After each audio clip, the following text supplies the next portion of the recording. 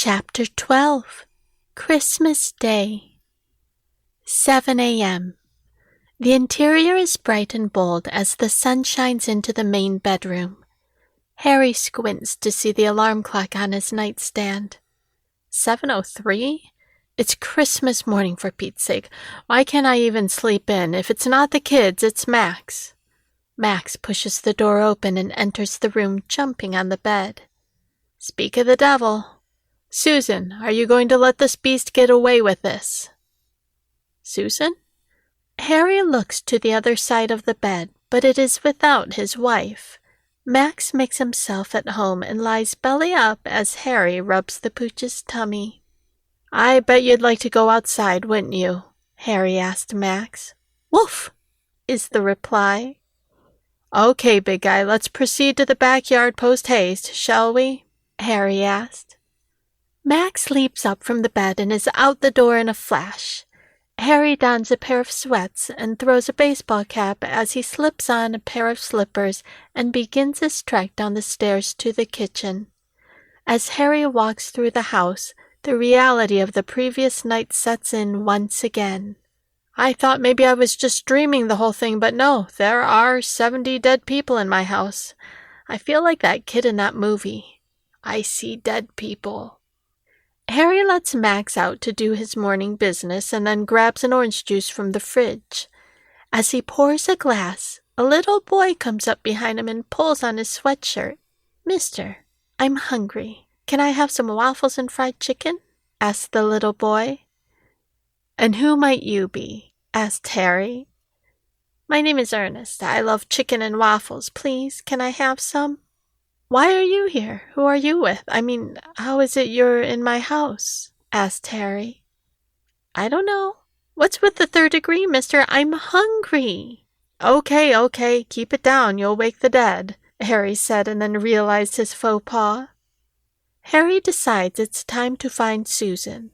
As he scans the family room area, he searches for Susan's familiar face amongst the bodies scattered all about. It looks like a bomb went off with clothes flung about and half-naked people lying everywhere. At last he spots her fast asleep on the couch with her mother. He motioned to Ernest to stay put and proceeded to wake Susan. Honey, Susan? Baby cakes. It's time to wake up and make some chicken and waffles, he said to her sweetly. Without opening her eyes, she turned away from Harry and said, Who are you, and what have you done with my usually grumpy morning person of a husband? Did you say chicken and waffles? Okay, so really, who are you? She asked. It's me, your husband and soulmate. Now get up and make Ernest some chicken and waffles before he has a meltdown, Harry replied.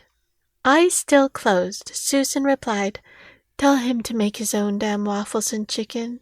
Who the hell is Ernest, anyway? He's about 6 years old. I doubt that he can cook. Come on, Susan, get up and take care of this little guy, Harry pleaded. Marilyn suddenly sat up and said, I'll make the little chap a bowl of cereal to hold him over until we can fry up some chicken. Thanks, Marilyn. He's in the kitchen. You can't miss him. He's the only one around here under 3 foot tall except for Max. Max! I forgot about him being out in the yard again. I'll be back, Harry said as he walked to the back door. Susan raised her arms over her head and stretched as she opened her eyes. Looking around her, she was reminded of what transpired over the last 12 hours. She looked around her immediate area and asked, Where's Rose? She hears, I'm under here, from under the couch. Susan bends over and looks under the couch to see Rose smiling back at her. Why are you under the couch? Susan asked.